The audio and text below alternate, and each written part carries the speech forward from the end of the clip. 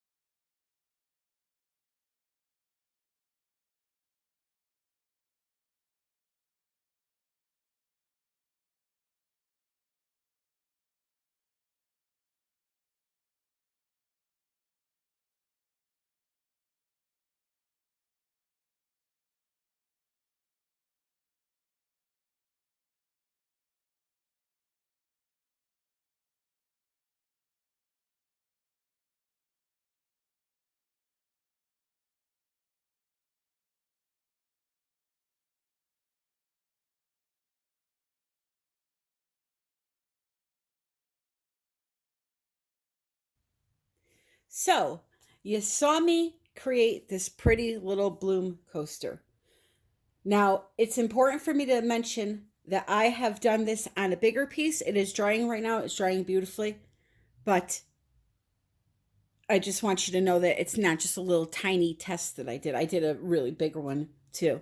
Um, Once that's dry, I will pull it out and show it to you in probably the next video. But what I want to tell you is, did you notice that I did not use a pillow paint? That's right. No pillow paint. I made this with using my colors only. And why is that important? A, pillow paints, most of the time white or black, are made with a primer in them. Now, a primer is put in there to prime your walls because you have to remember these products are intended for painting your walls, not for art. So they put a primer in for the paint to dry quicker on the walls, to prime them, to get the paint to roll out smooth, stuff like that.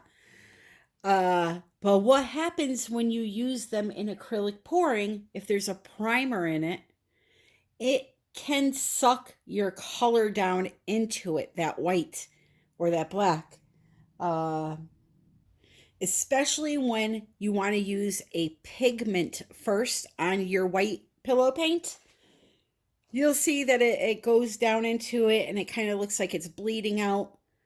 That's why if you're going to use a pillow paint, you should always start with a tube paint color first, then pile your pigment, whether it be Primary Element, Arteza, whatever brand you're using, on top of that.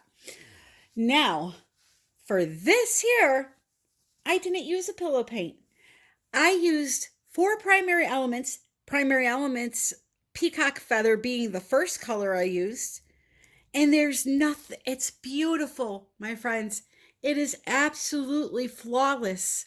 I mean, I don't know why I didn't think to try this earlier, Maybe somebody has done this before. You know, I'm not claiming fame to that. I'm here to tell you how to do this.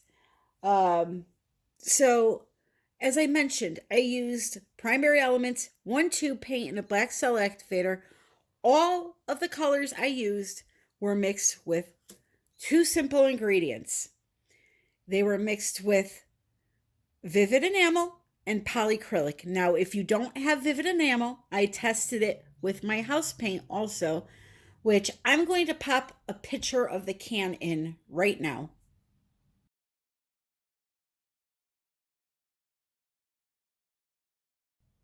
So I used the Sherwin-Williams Infinity that's sold at Lowe's or at a Sherwin-Williams dealer, the Infinity brand, and it's base 3.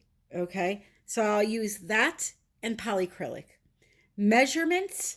Now I have some in here that I've already mixed up, but let's say I poured house paint, the Sherwin-Williams or the Vivid Enamel up to this point. I would put about a quarter of that amount worth of the varnish, whichever one you're using, Joe Sonia or polyacrylic. I then took that combination, mixed it together, poured some into my little cups,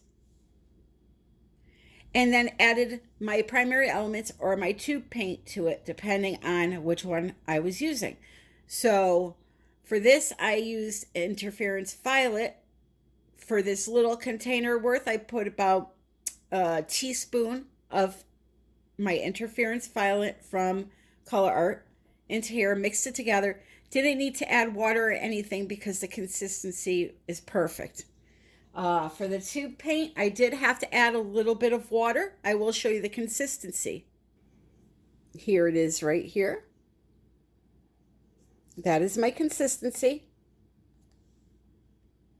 And you may say to yourself, well, why do you have to add water to the tube paint but not to the primary element? And here is why. A primary element, let me put my flash on here, such as this Interference Violet, which these are not primary elements technically. They're all sold by the same company. These are called Blinkets. I have a bad habit of calling them all primary elements, but this is the Interference Violet Sparkle. There's no body to it. It's just a light, fluffy powder. Whereas acrylic paints, especially tube paints and medium to heavy body paints, they have body to them. So when you add something that has body to something that already has body, it's going to make it thicker, such as my pouring medium. My pouring medium, it's got body to it. So if I add something else that has body to it, it's going to naturally thicken it up. Whereas if I add something that doesn't have body, like a pigment, dry pigment, it's not going to add much body to it. So that is why you add water to some colors and not to others.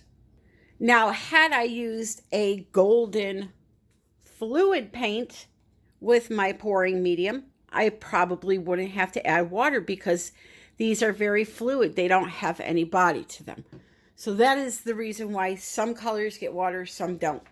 So it was important for me to test this specifically with a heavy amount of pigments, because pigments sometimes can be challenging to work with if you're not mixing them the right way, if you're adding water into them because your pouring medium is maybe a little bit thicker than mine and you feel it needs to be a little bit thinner. Sometimes when you add water to them, you'll notice if you mix up a cup of paint, let's say 24 karat gold by DecoArt. Let's say you mix it up with Floetrol and water. Then you go back and you drop a little water on the surface of that color that's in the cup already mixed. You will notice that the mica flakes will dance away from the water. Even when you use silicone, you'll get the same effect. So that's why I really wanted to use a heavy amount of primary elements in this, because I didn't have a pillow paint to hold them up. So I wanted to make sure that this worked. And if it was going to work with a heavy amount of pigmented colors, like primary elements, then it's definitely going to work with just tube paints if that's how you make your blooms. So, as I mentioned, I mixed up that pouring medium. I then made my colors, which I'm going to show you. I have here Plumeria, it's called. I have the flash on for you here. So I filled this little bucket up that I get at the Dollar Tree. They come in a 10-pack. They're awesome for these paints. I filled it up 3/4 of the way, added in the color, and it was the perfect consistency for what I want to do today. Now, if you're using a combination of both dry pigments and tube paints, you should always mix these first with your pouring medium and then thin down these to match these, okay? Mix these first. You'll see what the consistency is. As long as it looks something like this and it flows, but it's leaving a nice trace on the surface, then that's what you want all of your paints to look like, okay? So, as I mentioned, that was Plumeria. This is Snapdragon.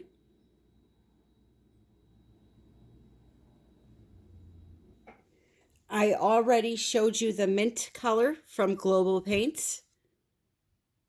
And this is Peacock Feather, okay? Now in this one here, I did not use Interference Violet, but I think I'm going to use it in today's. So in this little container, I have Interference Violet and Interference Violet Sparkle. So there's a difference between the two. You won't be able to see it right now, but the difference is the size of the mica flake. So again, this is an Interference Violet. It has a nice shimmer to it. This is an Interference Violet Sparkle. It has a nice sparkle to it. So I like to combine both together, half a teaspoon of each, so I get the perfect balance of sparkle. My cell activator is Carbon Black Heavy Body by Golden, mixed with Australian Floetrol. Now, Australian Floetrol, let's talk about that for a minute. I have tried all the recipes. I've tried the gel medium cell activator. I've tried the American Floetrol with the wood conditioner, the glue and all that. I've tried paint and water. I've tried glue and water. You can get them to work and you can get a pretty painting out of it. To me though, and this is my personal preference, I feel like the Australian just has that one little special kick to it. First of all, it makes the cell activator foolproof. You can't fail with it. But a lot of money, people don't want to spend the money on it because it is expensive. So, again, I have videos all throughout the place, all throughout my videos. They're hidden in there, you know, paint and water blooms, glue for a cell activator videos, all different ones, and there's plenty of other great artists that have them too. But when I do a bloom, I just want to have some fun with it. I'll buy the Floetrol and know that I don't have to struggle with it. Just get it done right. So I do have a discount code. It is sold in the United States. I got that information in the description. One key thing to remember is she sells out and she restocks. She sells out, she restocks. So if it's sold out, you have to keep checking back multiple times a day. She also, Miss Aubrey, such a beautiful woman. I love that one of you have referred me to her. Whoever you were, thank you so very much. She is a doll. And I love supporting women that have their own little business and they're trying to succeed. So, you know, it's just been a pleasure. But she has a lot of Australian products that it's hard for us Americans to get. So she also has the global paints, which are really good. I'm using that mint one today. She also has Boom Gel Stain, which I promise I'm getting to that video. And the Boom Gel Stain, maybe I'll do a quick coaster with it today for you. It's no mixing. You just use it right out of the bottle with your other colors, and it blooms very nicely. And then she's got a pouring medium / cell activator that they're selling that I have not tried yet, so I can't vouch for how well it works, but I will get to that too. Now that my grandson's back in school, I have all the time in the world to get back to normal filming. So, with all of that being said, let me show you what I did here. So, again, no pillow paint. I'm going to use this that I don't like. I'm going to pour over it. Here is my peacock feather right into the center of the canvas.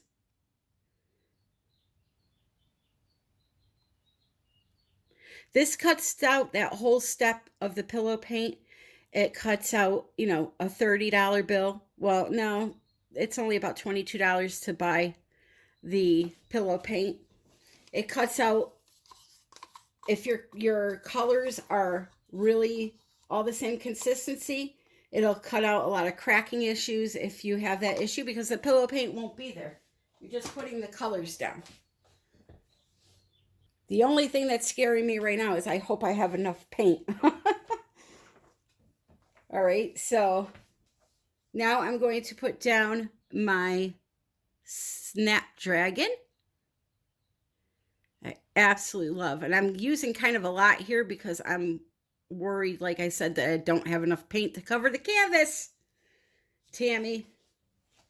Next, I'm going to put down some of that interference, I think.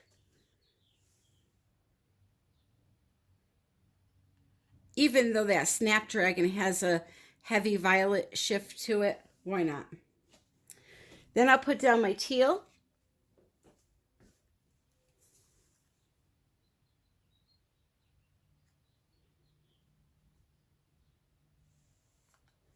I would have been happier if I had more of that peacock feather, so I'm worried about spinning it now. But hey, let me just enjoy the process here. Next, I'm going to put down the plumeria right in the center here.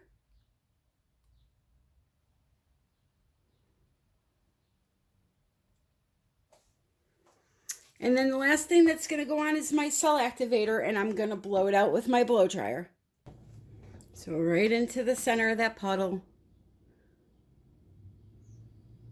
I'm going to put a nice amount. All right, and today we are using Marilyn Monblow. That's what we named her. So one thing I want to mention, let's say you want a white or a black base that you would normally use a pillow paint, aka house paint, for. Just take some white or black acrylic paint and mix it into your pouring medium. It's that simple. This step it cuts out the pillow paint totally. Just make your pouring medium and use it for everything. Also, when blowing the cell activator around, blow it over your colors. Don't blow down into it, blow it over the colors. So now the question is will this bloom spin without me having enough of that peacock feather? Let's see. Oh, it is. It is. Look at that, my friends. Absolutely stunning. I have a flash on here so that you can see what's really going on with these colors. And you can see it's absolutely beautiful. It will dry like this.